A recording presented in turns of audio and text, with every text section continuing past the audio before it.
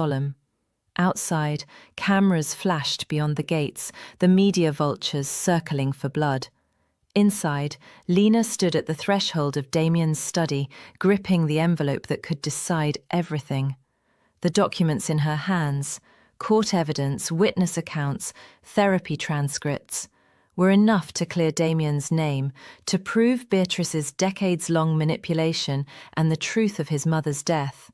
But once released, there would be no turning back. Damien sat at his desk, staring at nothing, his face paler than usual. Since Beatrice had filed her public petition to have him declared legally unfit to run the Vale Empire, he hadn't spoken, not through signs, not with his voice. He had folded into himself, drowning in the fear he had always carried but never voiced. Lina crossed the room slowly and placed the file on the desk. "It's time," she whispered. "We either fight or we let them write the ending." He looked up, and she saw it in his eyes, grief, not for the Empire, but for the boy he used to be, the one who lost his mother, the one no one ever protected. With trembling hands, he opened the file.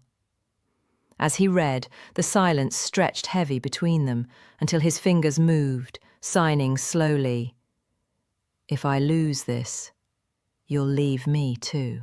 Lena's heart cracked at the vulnerability in that single sentence. She stepped closer, kneeling before him. "I never stayed for the money, Damien. I stayed because you're worth fighting for." Tears shimmered in her eyes. "But I can't keep proving it if you don't believe it yourself." Something shattered in him then, not violently, but silently, like glass under pressure. Damien reached for her hand and gripped it tightly. For a long time they just sat there, wounded, exhausted, but no longer alone. It was the first time Lena saw him cry. No sound, just tears, clean and unfiltered, sliding down the cheeks of a man who had learned to bleed quietly. In the days that followed, everything changed. Julian came forward, offering a public statement about the cover-up he had witnessed as Damien's childhood friend. Former staff signed affidavits about Beatrice's threats and coercion.